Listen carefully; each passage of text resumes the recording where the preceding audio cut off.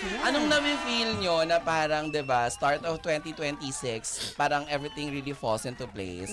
Napupunta lahat sa yung dating mga pinapangarap nyo lang. Parang ito na yun 'di ba? Na parang hindi naman siya make or break, pero syempre, 'di This ba? is the start of This is the it. start of something big para sa first one. Yun nga po, since yung title nga po ng concert namin is All In Finale.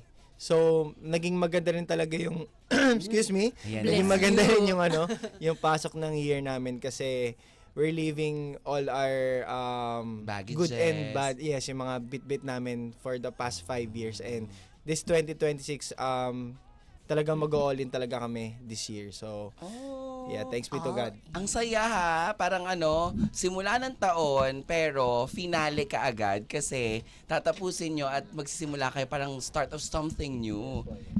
Actually, dagdag ko lang din po. Sabi po ng horoscope ko, this 2026 daw, may something good na mangyari. So I think ito na yung concert na yun. Sana, hopefully. Ano bang mo, zodiac sign mo?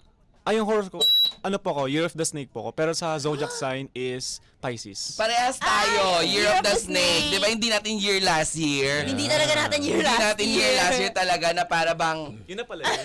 oo, ganun siya. Parang ang bigat-bigat last year, di ba? Yung parang work naman tayo ng work. Pero Yes. alam mo, hindi lang kami ng mga Year of the Snake. Kahit yung mga nakakwentuhan ko, sabi nila parang hindi ganun kalala yung flow nung kahit na trabaho ka ng trabaho. Parang Yes. enough lang. Oo. So ngayon daw talaga, this year daw talaga, oo. Kanina nga, Manifest. nag-drive ako, may na-manifest ko eh. Sabi ko talaga, 50 million ang maiipon ko buong taon ngayon. Yes! Why not? Gumanon Oo. talaga. Kasi last year, 48 lang eh. So, Nabitin. nabitin. Ng 2 milyon. Oo, diba? Hindi, diba, words are very, very powerful. Powerful. Kaya i-manifest natin yan ng bonggang-bongga.